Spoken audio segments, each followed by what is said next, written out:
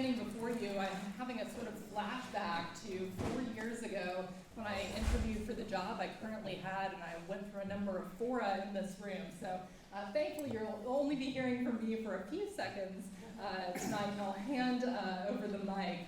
But before I do so, it is my pleasure to welcome all of you and our 4 panelists to our beautiful campus.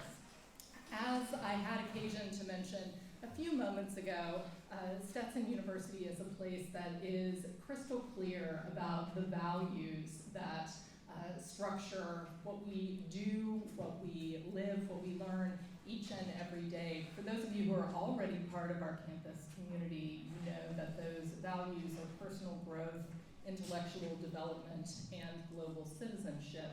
And we like to style this place as a creative community where learning and values meet. And I have every expectation that this panel tonight will embody the last of those designations. One of the reasons we've been able to assemble this group is through a generous source of funding housed within the College of Arts and Sciences, the James Turner Butler Creative Lectureship. Faculty and staff in the College of Arts and Sciences collect and review proposals, and we are absolutely delighted that this year's process has led to a connection to the World Forum on Acoustic Ecology. Without further ado, I would like to hand the mic to Eve Payor, Community Arts Director at our partner Atlantic Center for the Arts. Eve?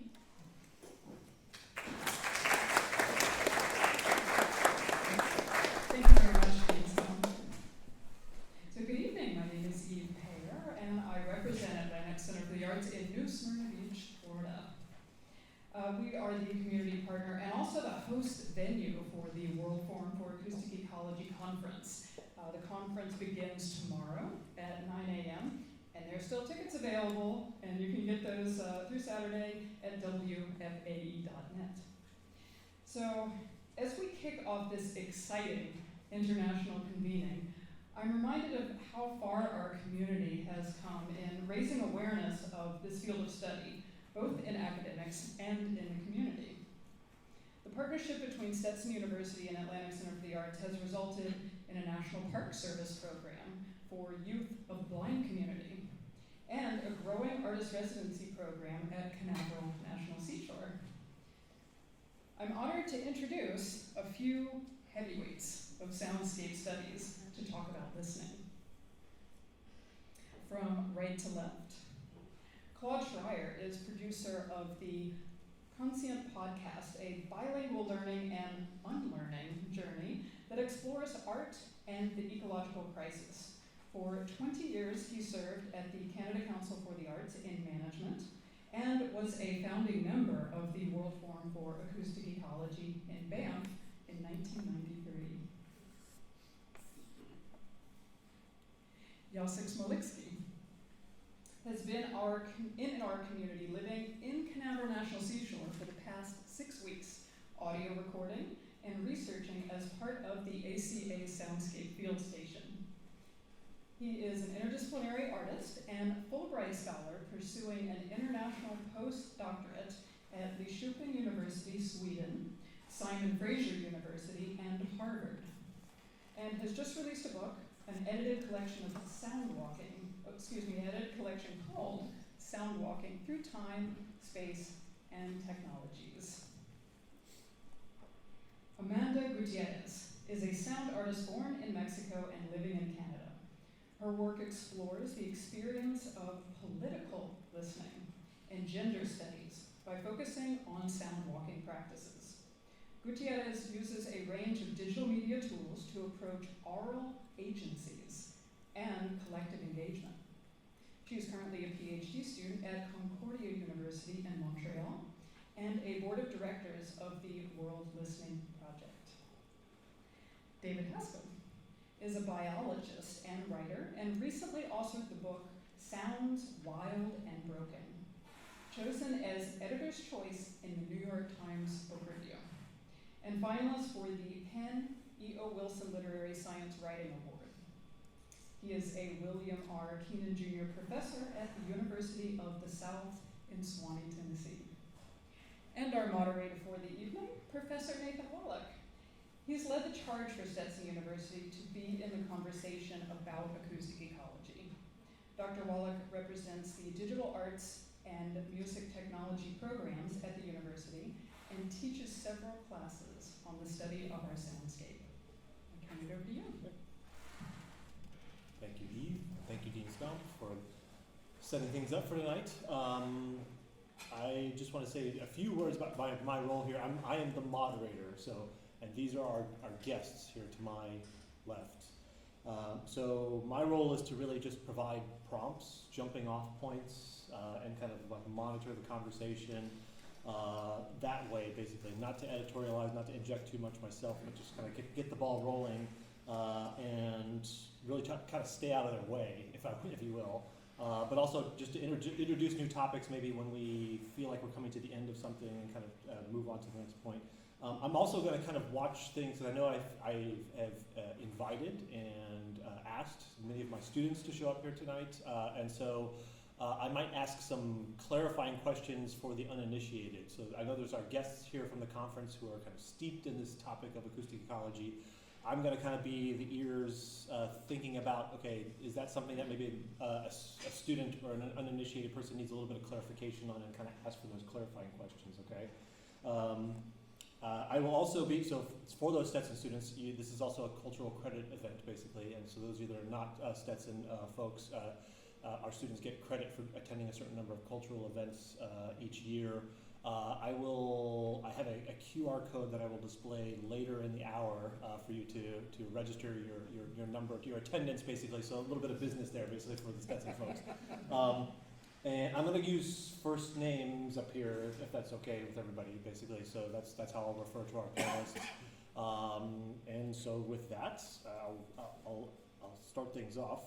Just thinking about this topic of acoustic ecology, the World Forum for Acoustic Ecology.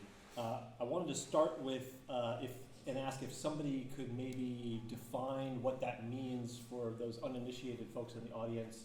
And if you could, in your definition, also explain why the average person should care about that topic. Anybody want to take that one? Professor? How are you? Professor, I think you might want to start with... I could start. Hi, everyone.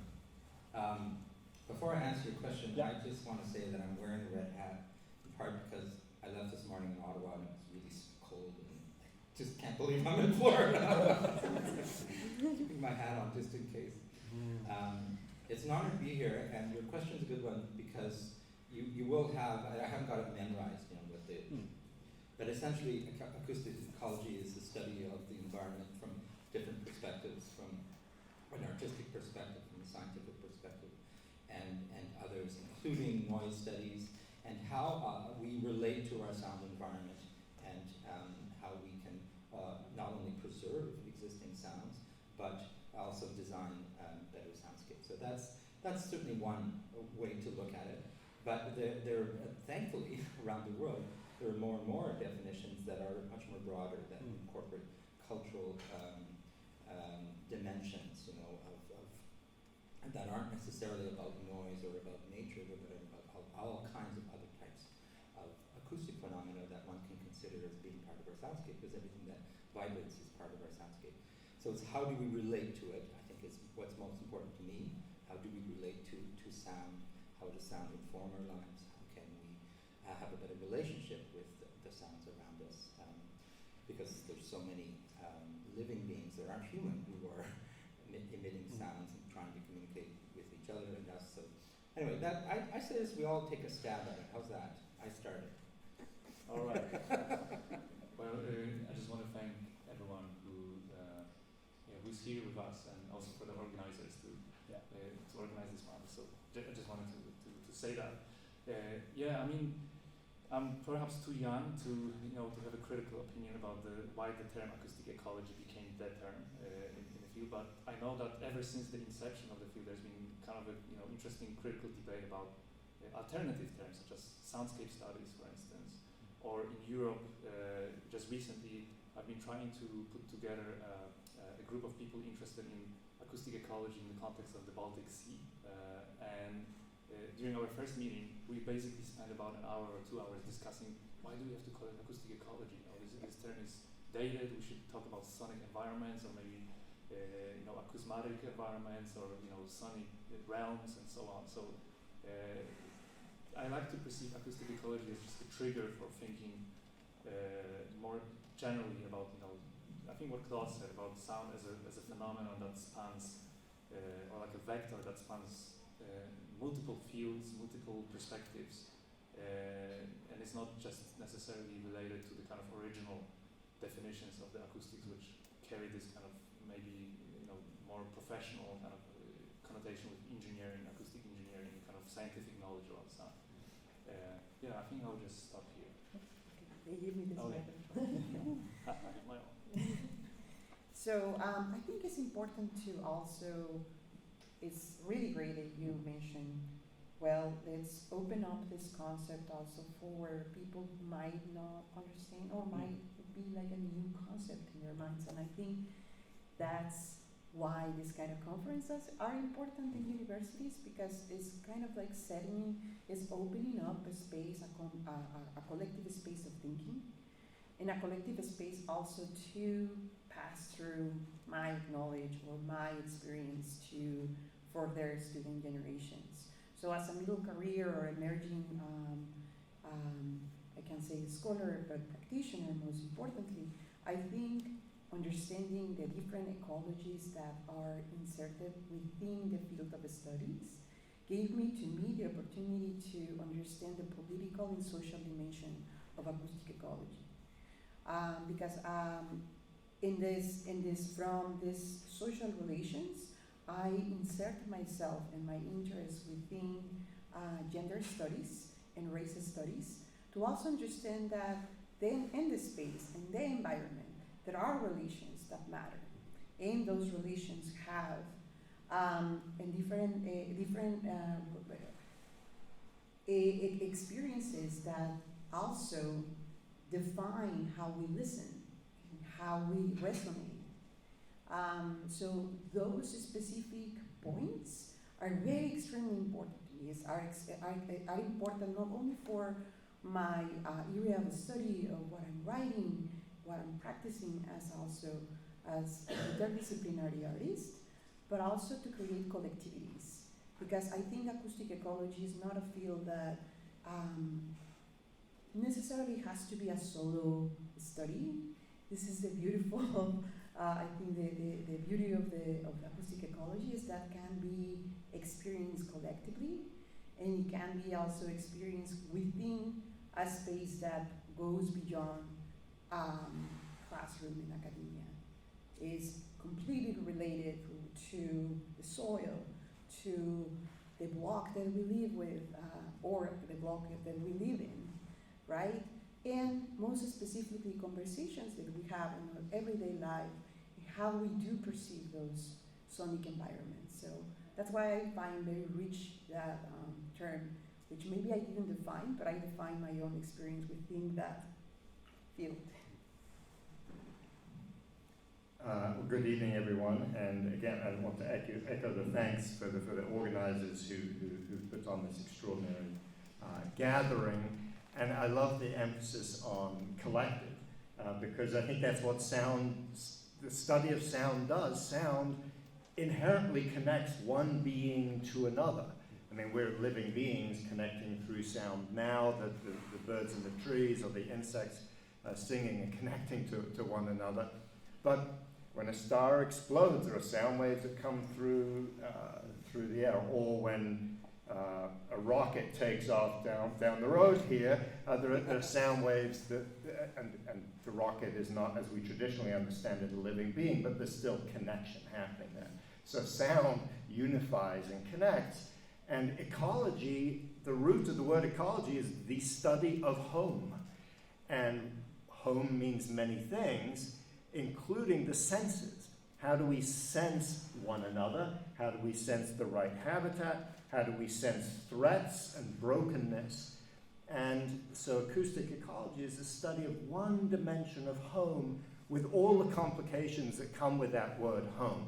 For some people, home is a place of belonging. For others, it's a place of great fracture. For many, it's a place of both.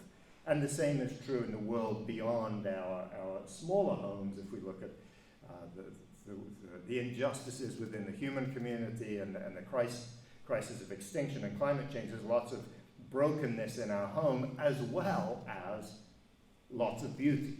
And that's one of the primary motivators that keeps me going as a teacher and a writer, is sharing both that brokenness of the world so that we can try and fix things, but also to remember to enjoy and celebrate the sensory amazingness of the world, that there are still birds singing, and that I can still smell the smell of a fresh tomato right off the vine. These are wonderful things, and if we lose track of them, we become quite literally unrooted. Our senses disconnect from home, and no good can come from that. Yeah. Good, thank you. Yeah, I'm debating about which question to ask next. Can I just add something? Yeah. I know some of you are experts in the field and know this history, but others, maybe students, don't. Of course, acoustic ecology has been talked about a lot. You think about the work of Thoreau and John Cage and that. But in the early 70s at Stetson University, a Canadian composer, Murray Schafer, developed a project called the World Soundscape Project, which had a lot of influence because it ended up him writing a book called Tuning the World. And then a few years later, we did a big conference in Banff called Tuning the World, down center in Canada. And that's when the World Forum for Acoustic Ecology was created. So there's been a lot of work on the theoretical level and at the artistic level, but what there hasn't been so much is truly the world sounds. It's really honestly more of a Western view of acoustic ecology, which is okay, but far from being complete and biased, inevitably. So, like we have to look at the legacy of acoustic ecology in fairness and say so many good things happen. Books about education, about learning, about listening. Fantastic tools that bear true acts. It continues to this day to do tools for people to understand and to categorize and so on. But my feeling as a composer is that we're just beginning to understand the depth of our acoustic world and what it means. And I want to say this at the beginning, but I'll say it now. One of the most important things for me in listening is not making sound. And just listening. And that's one of the problems, is that there's so much sound being created, so many sounds that are being masked or oppressed or whatever. It's really important to be silent and to listen in a way that is appropriate to fairness and justice. So that's an important point I just want to make. Well, and if I may then jump off how you identify yourself as a composer, and Amanda identifies herself as an artist, and in introductions, David was identified as a biologist. I think one of the things that I find really inspiring, especially being in a liberal arts institution where there is this crosstalk across disciplines, is that acoustic ecology seems to be this nexus where there's a lot of talk back and forth between the arts and sciences. I'm curious if anybody wants to ruminate on why that is, why it kind of ended up being that way, and what do the arts learn from the sciences, and what do the sciences learn from the arts in that exchange, or in that kind of like collective pursuit of acoustic ecology?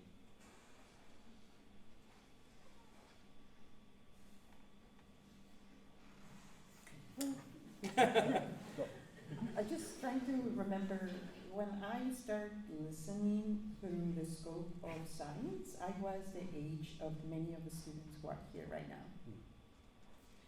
I was not even finishing, I was starting college in Mexico, and I started being very interested in radio telescopes and how you can hear the universe through radio telescopes, and how actually things that are unseen are actually hearable. And then radio was also the first tool when I was growing up with my father, who was a communist because we were not allowed to watch TV. Well, not allowed, but we didn't have a TV. Only a radio. So my primary way of getting closer to them seeing was through radio. And in that way, science for me was a really an entry point to understand sound. I talked to several radio astronomers, and they were like so mesmerized that I was seeing some aesthetic quality on this noise that for them were data, like was data, right? And then I explained to them what I wanted to do, which was capturing the sounds and of course, after later I learned that in the city is basically a joke. But I wanted to do that through the sound of the sun.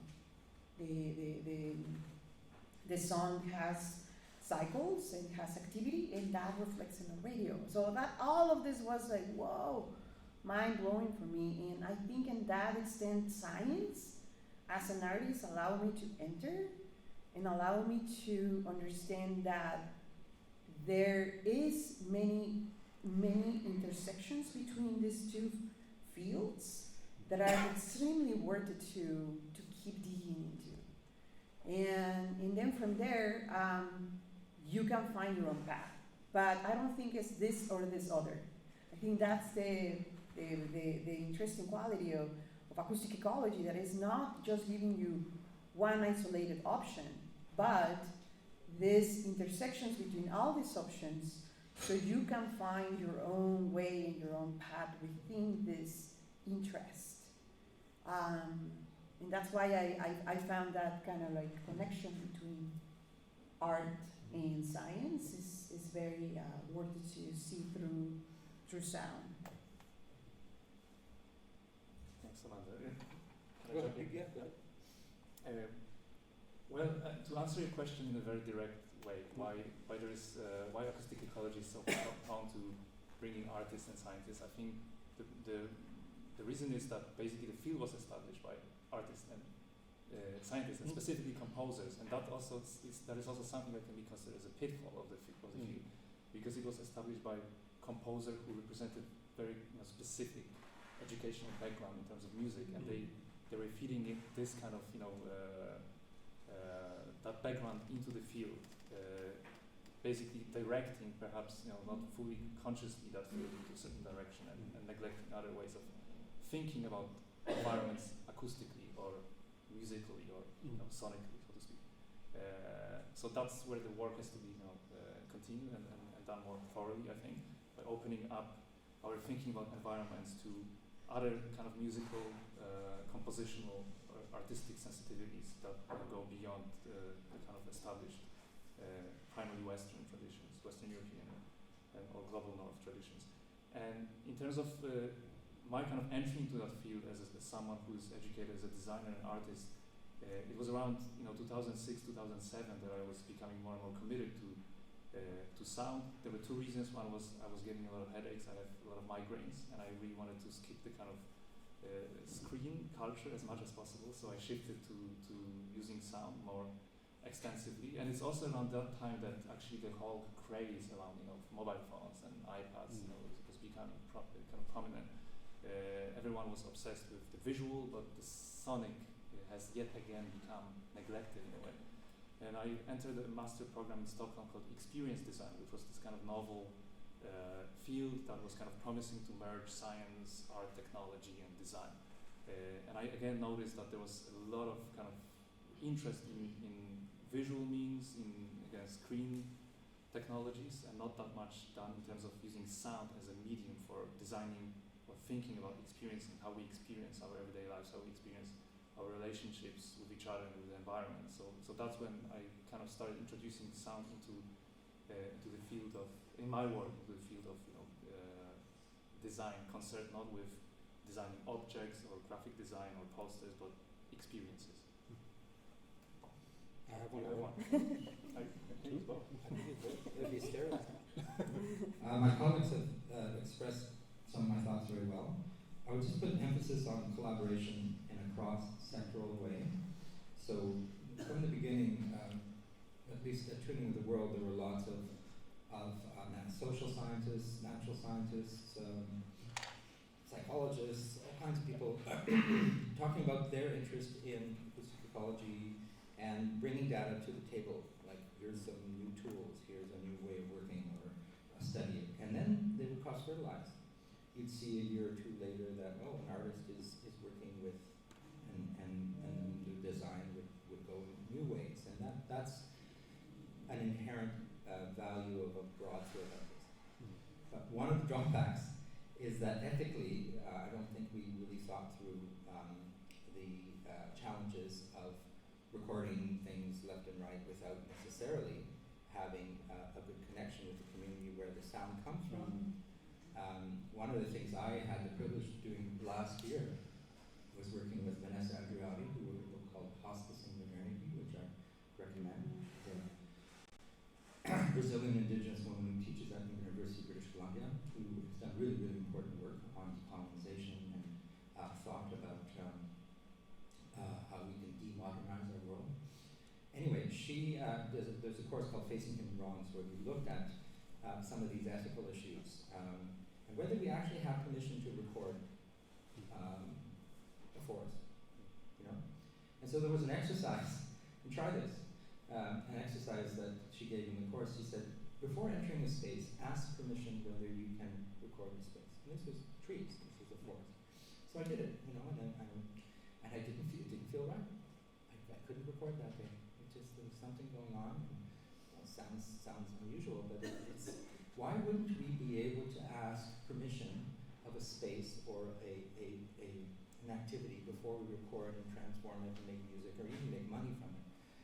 There's a really interesting, I'm putting that on the table as an area of discussion, and I know people are presenting about these issues this week, but I find it's really interesting to see how the acoustic ecology communities around the world are evolving and how they're cross-fertilizing now in ways that 30 years ago we didn't even think of, because the world's evolving and there's a much more broad conversation about what we should and shouldn't do around sound. David, now switch on. Thanks. No, I mean,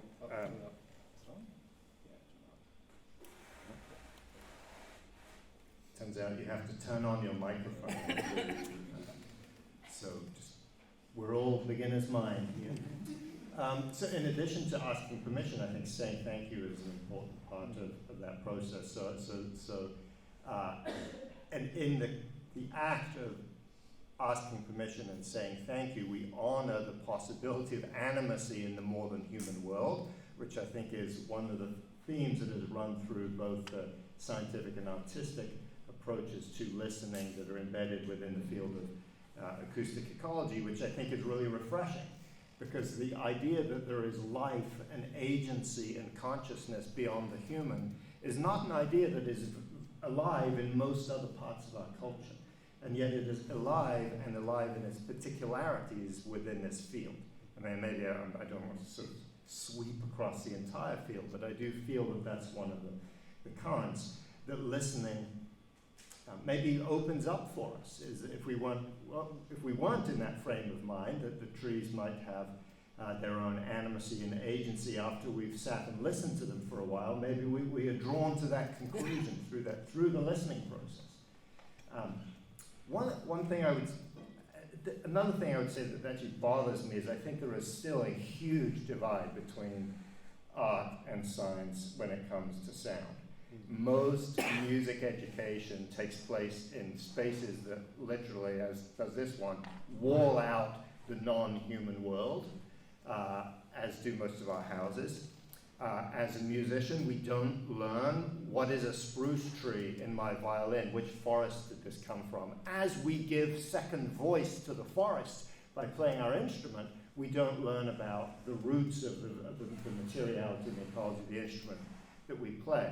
That's not universally true, but I think that is a pretty accurate description of most music education even today. And in the scientific realm, there is a lot of acoustic science that happens without any connection whatsoever to other forms of creativity and curiosity, and that ask scientific questions but cannot answer questions about meaning.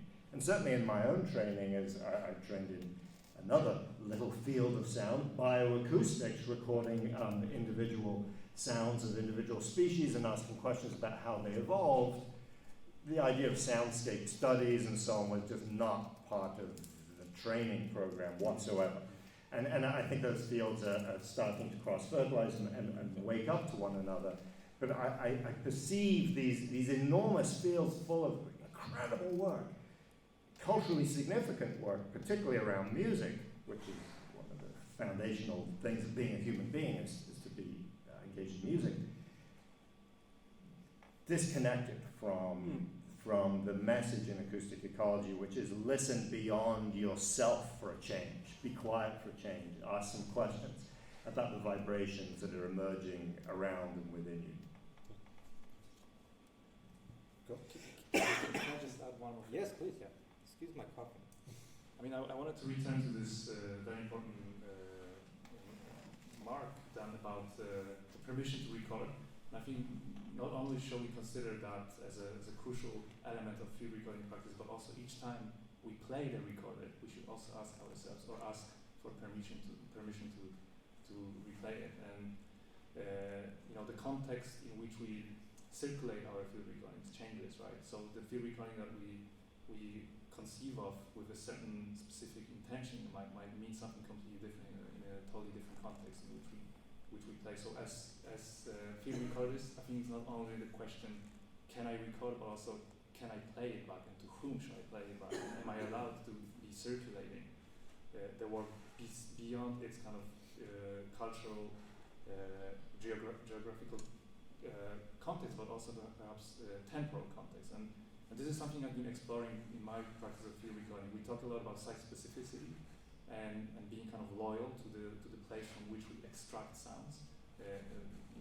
Being understanding what that act means, that I'm basically resourcing sounds from a specific location. But I'm also thinking about temporal aspects, right? Like we record dawn choruses, we record sounds in specific moments of the day. And then what happens when we play them in a different temporal kind of framework, right? Aren't we violating something here as well? And again, by circulating or allowing ourselves to circulate the context, which is so easy to be done today, through all the digital means, and allowing people on the other side of the world hear the sound, which we always think is good. People should listen to it. People should know that sound. Do they really need to know it? Do they really? Would they really get it without the context that is missing, for instance? So I just wanted to add that to site specificity or kind of ethics around site specificity, I think we should also consider, or we should add ethics around time specificity, and to what extent we allow ourselves to distribute recordings across time. I think that's probably what I want. Thank you. Yeah. Go ahead. Well, I think it's apropos that we're talking a lot about listening because it is so central to acoustic ecology and the topic, and we have a lot of listening, not only the listening acts that we as practitioners bring, but also all of us have engaged in education in one form or another, and kind of guiding uninitiated students into listening practices and those sorts of things. What's maybe the biggest, our conference title is Listening Pasts, Listening Futures. So what's maybe, and we talked a lot about ethics and those sorts of things, what's maybe the biggest lesson that we've learned from listening pasts that we carry forward? I could try to start. Excuse my coughing, I'm nursing a cold, it's been lingering. Listening pasts. I was at the Truth and Reconciliation Commission of Canada testimonial events a few years ago in Ottawa, and residential school survivors were telling their stories publicly, so the public was invited to witness these stories. And that's a type of listening that I hadn't really experienced before, because it is very difficult, and it's so important to be present and to listen in a way that we normally, not in the normal way of listening, like rationally trying to, no, you have to actually listen and put yourself in the place of the person telling the story in such a way that you're listening to the present through the past and then imagining what not to do in the future. You know, colonial structures that led to the residential school system, for example. So that to me is an example of listening past in a way that is really important for us to do, and that we're learning to do, learning to listen to stories that are extremely painful, but that need to be told and heard. So that's an example to me of listening past. And did you just briefly elaborate on that situation scenario for an American audience where some people that's not on the front page of our newspapers here in the States? Yeah. Well, Indigenous communities in Canada have been for a long time been asking for redress to that horrific situation where children were taken away from their homes for 150 years and put into residential schools, some worse than others, but all of them not good. And so Indigenous communities pressured the government of Canada to have a truth and reconciliation type commission so that the stories could be told and also negotiations take place. But at the very beginning of that was the telling of the stories of the survivors who wanted to tell their stories, needed to tell their stories, for all kinds of reasons. So that happened over a couple of years. And has led to a series of recommendations that are being implemented in Canada, not all at the same speed, but it really was quite transformational, at least in terms of having a clear roadmap forward on why these things happen, and how to address the redress on the short term and the longer term. So it's an example of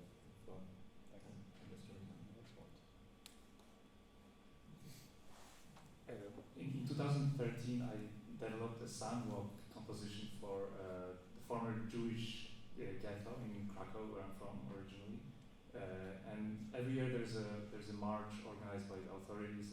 It takes place basically from the former place of the Jewish ghetto to the concentration camp, which is about 2 kilometers distance. And that's basically where the inhabitants, at the very end of the existence of the ghetto, were forced to march. It was March, I think, 18th, 1943. So for the 70th anniversary, I was invited to develop a walk that kind of commemorates not only that moment of the ultimate disappearance of Jewish community in Krakow, persecuted by German Nazis, but also the actual vibrancy of the place before it disappeared, and all the kind of cultural practices, religious practices, activities that were going on despite that kind of destiny that everyone kind of sensed is going to happen. And what I learned through that project was a collaboration with a writer, Katarzyna Zimmerer, who is like a living archive. Basically, she collects all the memories from people who survived, but also those who perished but left some kind of memoirs. And we went through hundreds and hundreds of pages of those documents, trying to kind of fish out those that have something to tell us about the soundscapes of that period. We all know that that period of time has been represented quite significantly through visual means. With Schindler's List, for instance, the famous movie talks about that particular space and time. But there hasn't been much done about the sounds and soundscapes, which from those very memoirs you could tell were very rich and very interesting, and were giving you kind of an interesting insight into the past.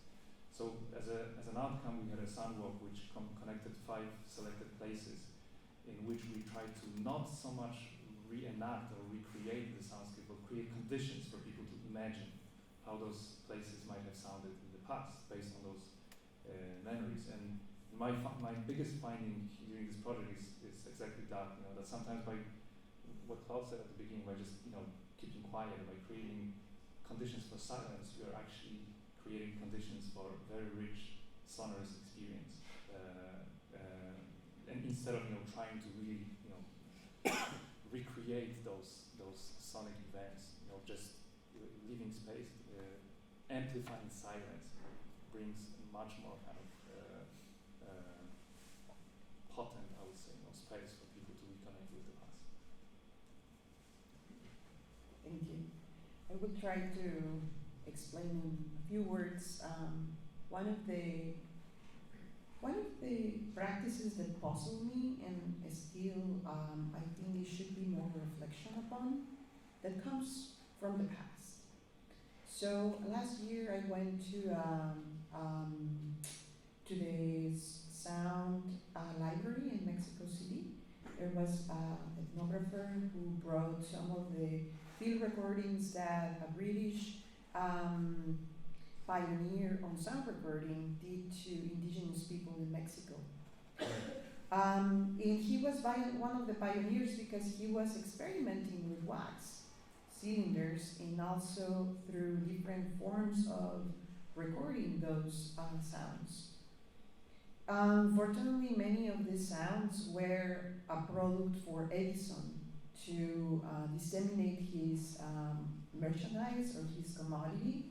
So sound turned into a commodity, and the voices of these indigenous peoples who participated in these field recordings, sometimes without understanding what it meant to be recorded, and what it meant to perpetuate a voice over and to be shown in a Western context, outside of the sacred ceremony, because most of them were sacred ceremonies that they were singing, and the meaning was lost. And I think one of the critical thinking or the critical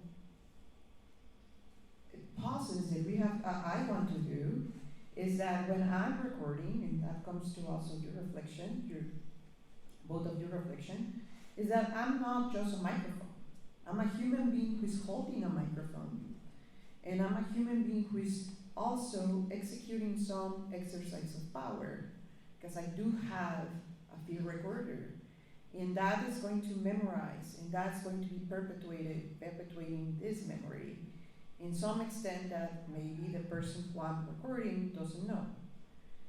And also, just to say, and I think this is one of the things that I find problematic, is that a recording is just an objective document is false. And I think it has to be rethinked because it has the footprint of or subjectivity as recordist, or subjectivity also as a person who put themselves into the situation and is pointing out a situation. And most important, like the final editing of that, right, and the dissemination of that. So I think thinking through the past made me realize that archives are not just tools of reflection or tools of classification. They are tools of classification. They are tools also of colonial power that play an important role of how we do think of the other. And I find that I find an important reflection that maybe thinking through the past, it shouldn't be just seen through that lens. Thank you. Yeah. Very powerful reflection.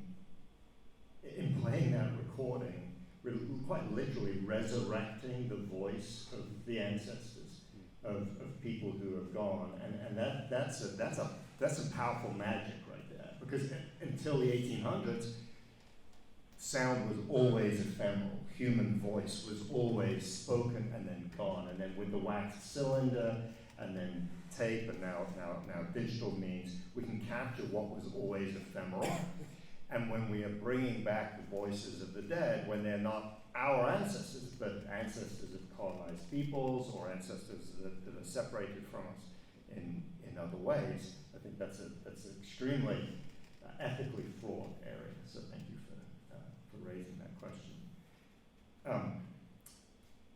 There are other ancestors, and those are the ancestors of the proto-mammals and the reptiles and the fish and so on. And so one of the things that I think about with past listening is how did the glorious diversity of sound in the world now come to be? How did the world, why does every bird species sound so radically different from one another? I think that's still actually a mostly unanswered question, although we have a few answers around that. If the function of birdsong was just to squawk and to show off how sexy you are or how, this is a boundary of your territory, just one loud call would suffice. But instead, every bird species has all these ornamentations and other ways of singing different rhythms and pacings. Why is that? So looking into the past, we get to look at the causes of diversification of the Earth's sounds. Birds are an obvious example because they fit within our human hearing range and fit within our cultural attention span. But all creatures, whether it's toadfish under the water or insects sending their vibratory signals through twigs that we can't hear, but they're talking to one another through solid matter. Those are voices from the past that in indirect ways we can infer and piece together bit by bit. What did the world sound like 1 billion years ago, and how did it get from there to here? Yeah. Right. Well, so then if we can go from past to present, we have a lot of crises going on in our present, yes? From the climate to political divides, I could keep going basically. So the question is, what lessons of listening have we learned, and what can those how can those serve us in a time of crisis? Let's try going this way. Go the other direction. I don't know because it answers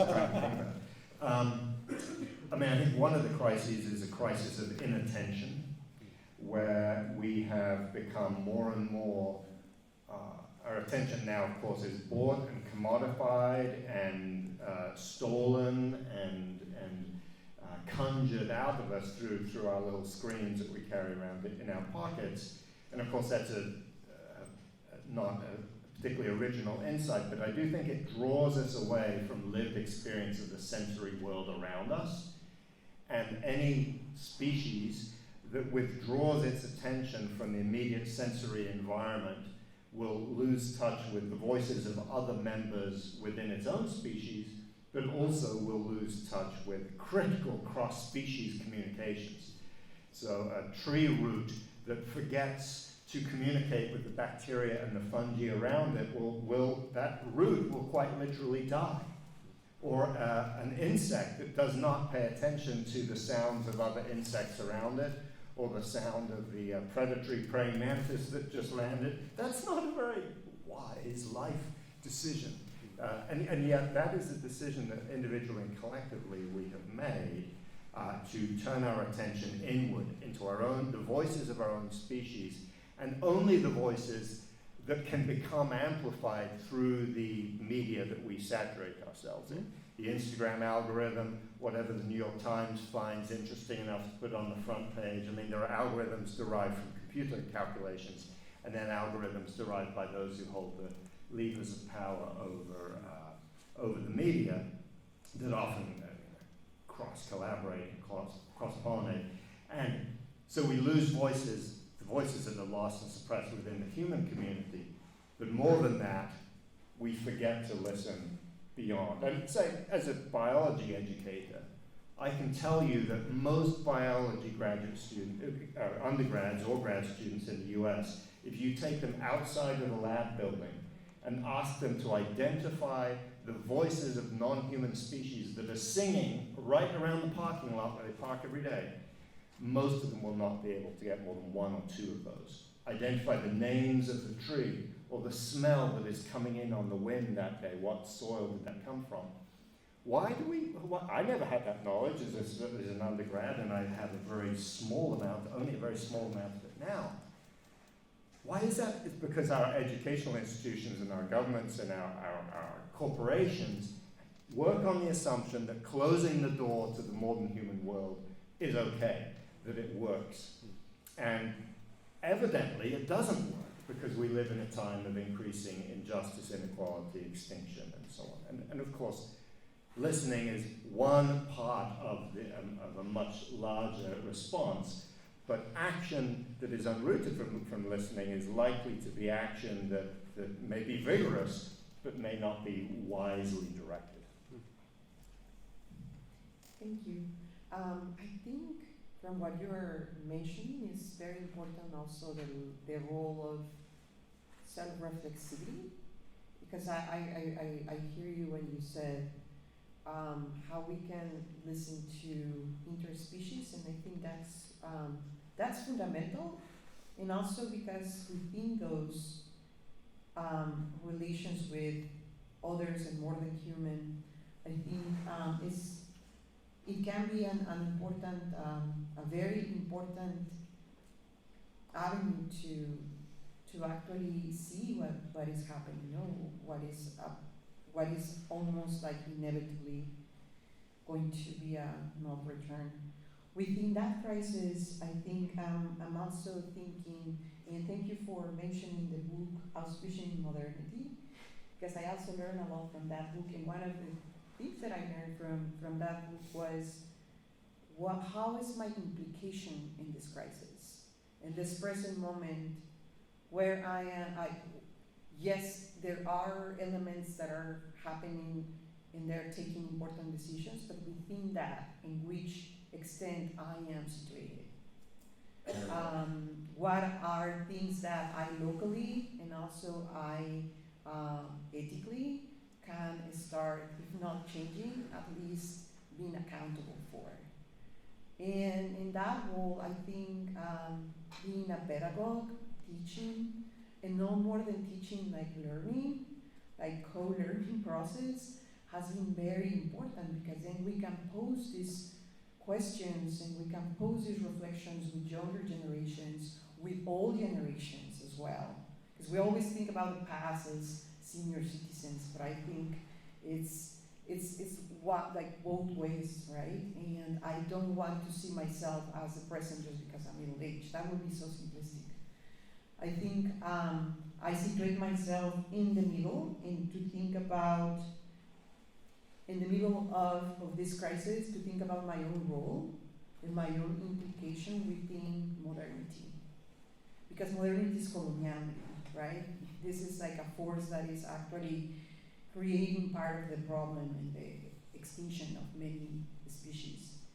So, yeah, I think in this present crisis, I want to think where I am, and sound creates a very important self-reflective tool to think through and with others about or implications or localities or things or forms of, if not stopping, because sadly many of these things have been they're too advanced in the process, but at least how, more than surviving, how we are going to collectively create a listening space where we can coexist.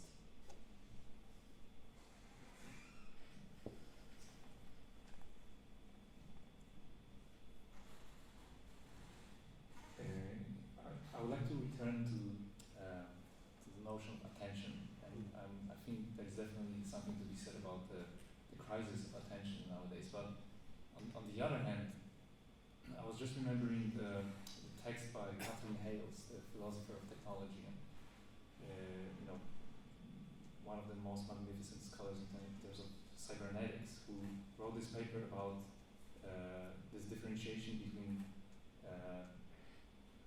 it was deep attention and surface attention, and we've been longing for deep attention, right? Like we talked about this whole, technological crisis having effect on our attention span, and it seems to us that we are moving from the reality of deep attention to the surface attention. But she was trying to argue that actually humanity has, for the majority of time, represented the surface attention, and that's how we've existed always. And surface attention was much more informative to our existence and perseverance on our planet, rather than deep attention, which is according to her, kind of an artificial construct, right? Like we are allowing ourselves to develop deep attention because we create those situations like this, right? Universities, libraries, places where we can kind of delve into subjects in a deeper way.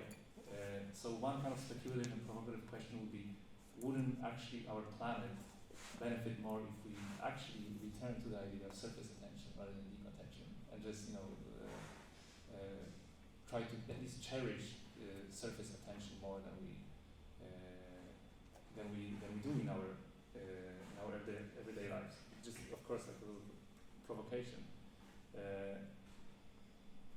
that we might ponder also in relation to to the use of technologies, and there's some writing, there's some research done about how AI and internet has a deeper kind of attention span, so to speak, than us humans today, right? Like we've been kind of overcome by technologies in that respect, and the question here could be, does it mean that the technology should be the agent that will save the planet and not us humans? And to quote Bogna Konyo, one of the very interesting kind of emerging philosophers of technology, isn't it that maybe we humans are only a phase of the technological development? We are just a portion of something bigger that will eventually take over the kind of control of our planet, and perhaps avoid some of the mistakes that we've done. This is kind of post-humanist speaking to me, but I like asking those questions each time I engage with technology, thinking about it as not necessarily just an instrument that I'm making use of, but also the instrument that makes use of me in a way. Right?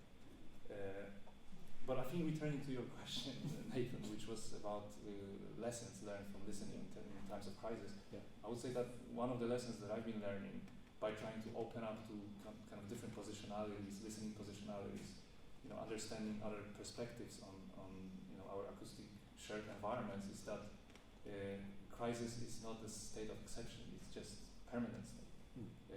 And by this I mean that by allowing yourself to listen from a different perspective, you realize that there are multiple crises happening that you were not aware of, perhaps. And this is what I mean by a crisis being a permanent state rather than an exception. And the implication of this observation is that what is the consequence of allowing ourselves to open ourselves up to all those positionalities? What is our role in solving those crises? Shall we even try to solve those crises, or shall we leave that task to those who are immersed in those different types of crises more directly? So I'll just leave it kind of lingering. Have you got an hour? There's so much to cover here. I get very upset and I get very angry when I think about what's happening to our world. You probably have a similar feeling. I think we're moving into the stage where we have to think about survival of species as opposed to adaptation. That's the truth of what's happening scientifically in our behavior. Still, there's room for us to accelerate the adaptation and accelerate the mitigation, but I think we're already there in certain parts of the world, and it's inevitable. Cities like Miami are going to be flooded. It's a question of time. Things like that. And so, as an artist, as a privileged artist, I think, what am I going to do about that? And I try to tackle it through my art practice. So, something very modest. I do a series right now called Sounding Modernity. So I'm trying to look at how different parts of modernity sound like denial and white supremacy and arrogance and addiction and complex issues, and I try to do it through my art practice as best I can. And then I ask people, what do you think? And then I say, well, what are you trying to say? And I say, I don't know what I'm trying to say, I'm trying to feel. I'm trying to feel what this moment feels like and how our senses can guide us as opposed to our brains, because our brains hasn't been very good. We've thought our way into self-destruction. So anyway, without getting into that, I think the question of listening futures has a lot of potential. It has a lot of positivity. I read a lot of speculative fiction, and probably you do as well, and it buoys me up. Even the most dystopian story, the stories somehow are about possibility and restarting or redoing the way that we live. And so the arts, whether it's speculative fiction or speculative audio, there's all kinds of things we could do, the arts have such power in shaping the stories that we believe. I'm going to talk a bit about this when I speak on Friday. We need to change the story. The story right now is the wrong one. There are multiple wrong stories. That's a massive change, and yet the arts and culture can shift our way of feeling and believing. And the question for us in the acoustic ecology world is, how can listening help? How can listening. And I'll end by saying that we don't have to start from scratch. Pauline Olivero, some of you would know, she developed the deep listening concept, which is still going around the world.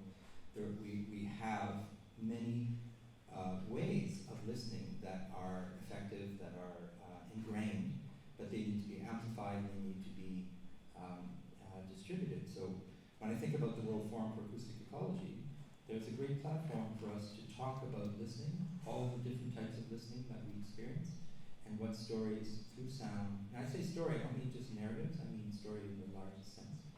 How can we use our skills as artists, as cultural workers, as acoustic ecologists, to address the real issues with positivity and a sense of, I don't like the word hope, but a sense of possibility for future generations.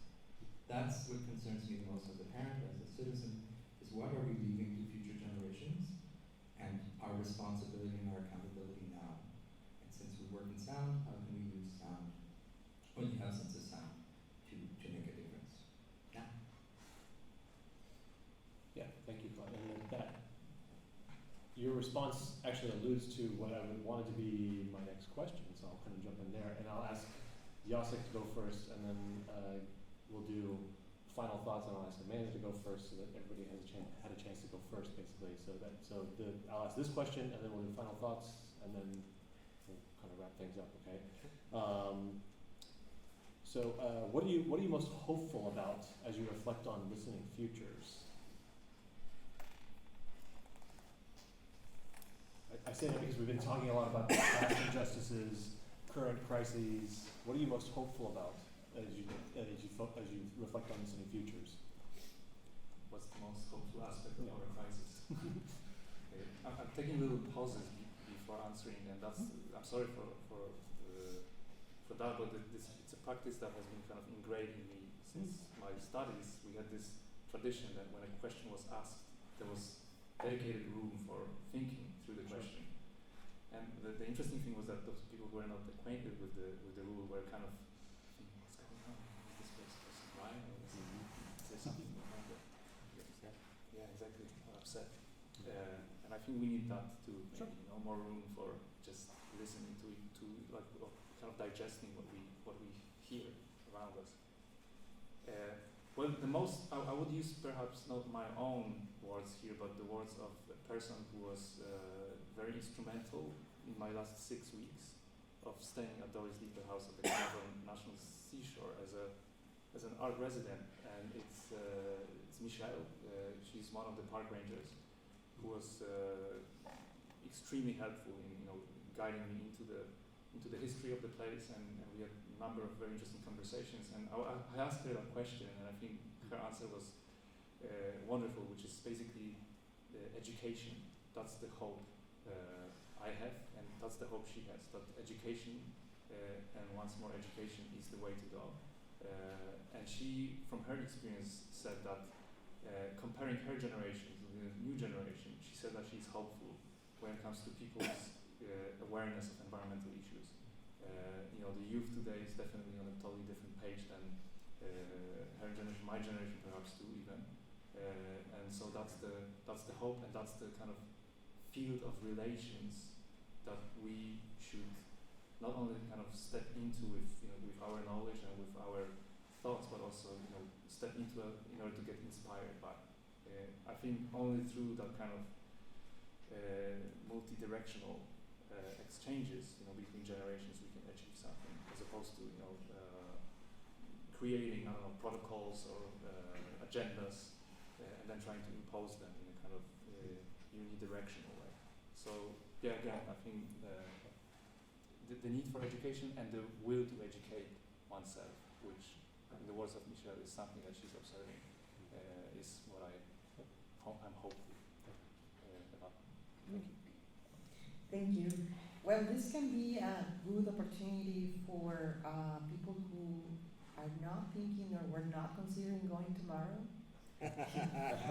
Because I can say that I've been reflecting about listening futures with my 3 collaborators, and we developed a shared keynote with Benawende, who's there, who is a wonderful and extremely extremely smart teenager.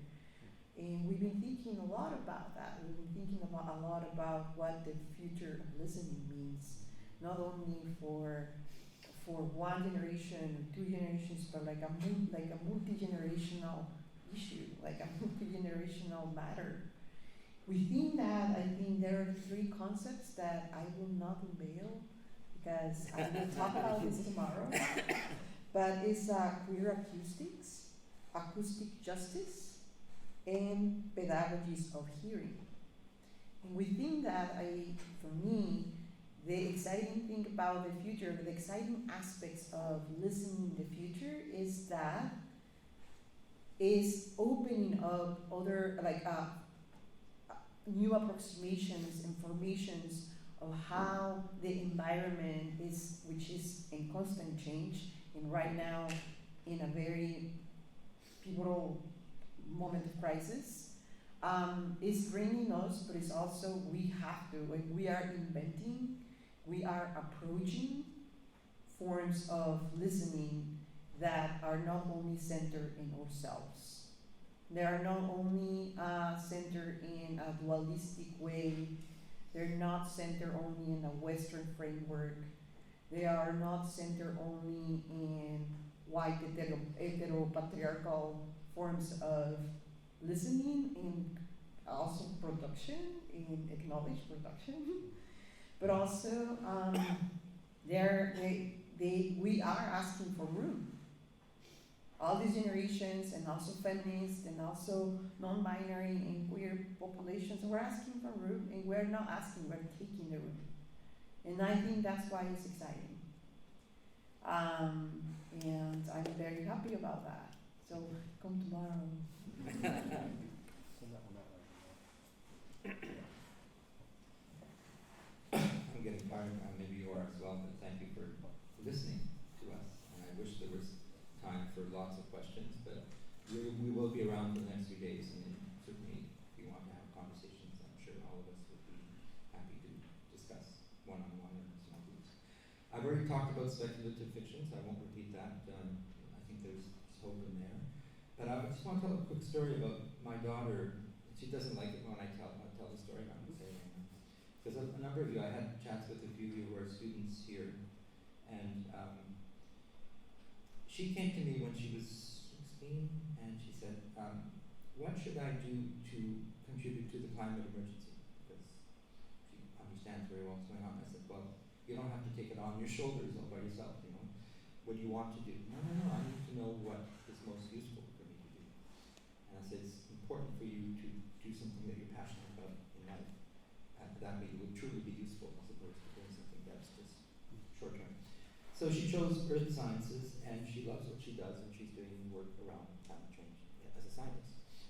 But it was a moment that touched me deeply as a parent, because here was this young woman very much aware of the fragility of her generation and her children's generation. She knows what's going on. And yet she is very hopeful about her ability and to work with her colleagues and to be in this moment with energy and a sense of purpose of going forward. Young people have that. Young people don't need us to tell them what to do. They need us to empower them and to make room for them. I think you mentioned that. And there's a way to do that for elders to play a role of support and to listen to what young people want to do, how they want to do it, the world that they want to see, and together work our way through this difficult period in humanity. So I am hopeful about the younger generation ability to, with all the education that they've had and all of the challenges that they carry on their shoulder, maybe we can lighten a little bit of that burden and help them do what they need to do. Because we will pass soon, the older people, and they will be here, and they will inherit the world.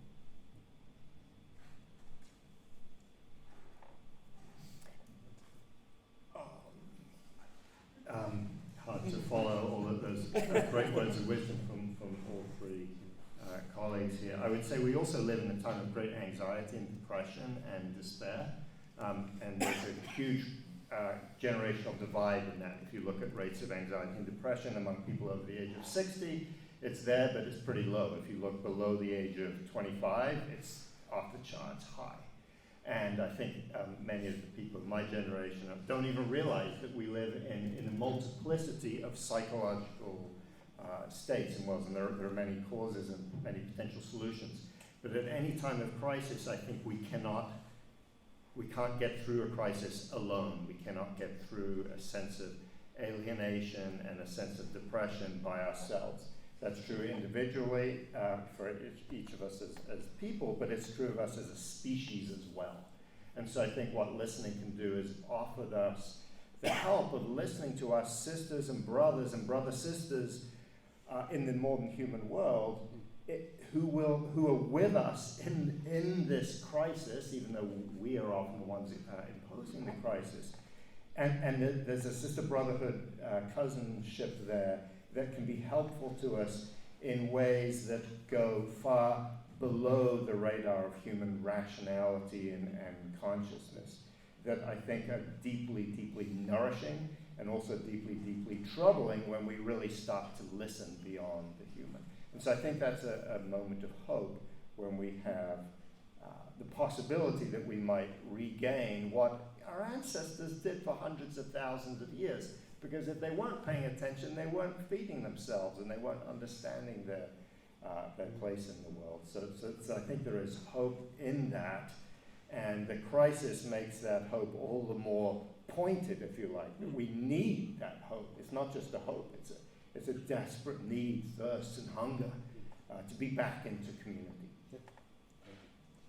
And to reconnect with nature. It's a bit of a cliche to say, we need to reconnect with nature, but we actually do. In every way possible.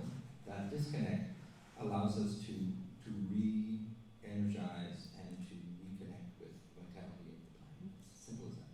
And I would add, we should let nature reconnect with us, because I think if we speak from our perspective as subjects who decide to connect back with nature, I think we already impose some kind of power relation here, right?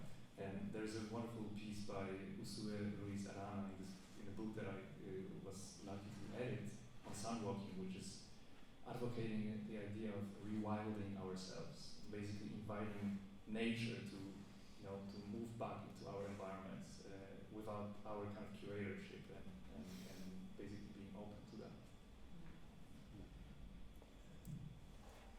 Okay, so I want to allow some time for just final thoughts from each one of you, and I want to let Amanda go first. She's not gone first yet, so. I'm the lucky one. Final thoughts. I will actually continue with your thought. I just want to also recognize that there are communities. There are people there are communities in the global south whose nature has been basically in extreme danger because a consequence of how the global north is managing, right, natural resources. So there is very unequal relationship, and therefore these natural resources, these natural elements that exist in the global south are actually either being amplified in as we say, there's earthquakes, there's fires, there is floods, and the people who, or the regions that are extremely being affected by these changes of nature are unfortunately located in the global south, and therefore nature doesn't seem as joyful. It's actually extremely violent, not I don't say violent, but it is a point of crisis. So what nature's for us might mean in certain environments in the north and in the global south. And I don't want to be binary in this, but there is certainly a relationship of coloniality that exists. So I wonder, in also leaving myself all my life as an animal of the city, as a urban human being, to me nature was something that unfortunately was alienating. It was not necessarily going to the mountain and enjoying. It was always like what it means being in nature, right? So it turned into be a question of privilege, right? Going to a nature track. Here is very different for me. Living in Canada, living in Montreal, just walk, take a subway, and then I'm in the middle of a mountain. But that, it doesn't exist in Mexico City. So what are our relationships with the concept of nature, and those concepts also have a relationship of power and privilege within who experience it. Within also sound, right, in the ecosystems that exist within it. Yeah, thank you for that. I guess I'll follow up on, continue the theme of nature. And I mean, one of the things I've written about in several of my books is that I just don't like the word nature. I think it's dualistic. So our general definition of nature are those things that are not created or run by the human mind, and anything that the human mind has touched or created, or the human body is not natural. Whereas my body is as wild and as an old growth redwood tree that we might romanticize and put behind park boundaries and put some people in paramilitary uniforms to defend and so on. So that's the definition of nature that we have. This room is as natural as the seashore. Because why? These atoms, these sounds flowing around here are part of nature. That doesn't mean that it's all good. So separating the notion of what is natural and unnatural, and I'm unaware of anything on this planet that is unnatural. I mean, maybe meteorites coming out, that's sort of beyond the Earth, but they're part of the nature of the universe, from what is good or bad. So absolutely, seeing the city as just as natural as the so-called wilderness area, I think is an absolute necessity philosophically in our way of thinking if we're going to move forward, and to stop thinking of ourselves as outside the community of life, which is maybe a more productive way of thinking about it. And sound does that for us, because when we really start listening, we hear the hum of the AC unit and the buzz of the insects and the rumble of the earth and the sound of human voice all merging. So humans are very good at dividing and separating things into categories, whereas sound can unify, or at least can show the relationships among the diverse and disparate components of life's community. Yeah, wonderful reflections. I would perhaps add something from a perspective of someone who engages quite a lot with recording technologies or sound technologies more broadly. One thing that I like to advocate or inspire among people I deal with, whether students or communities of practice, is that when we engage technologically in active listening, we are not only engaging in the listening of the place that we are currently finding ourselves in, but it's simply because our technologies are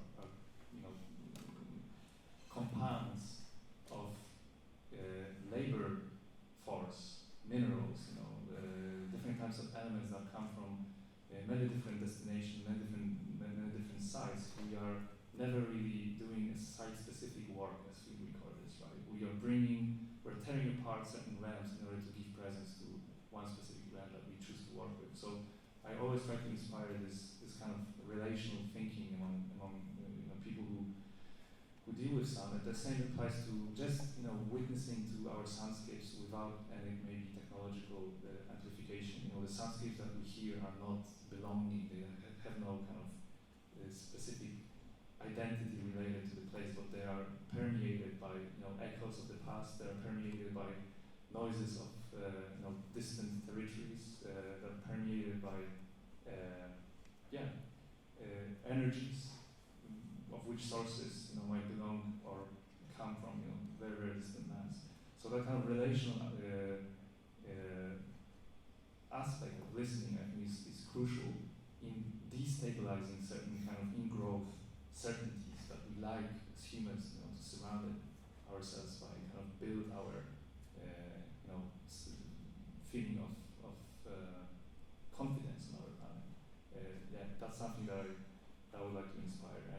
I like to, I'm working quite a lot with sound walking, and recently I've been referring to some of the sound walks that I like to develop as unsound walking.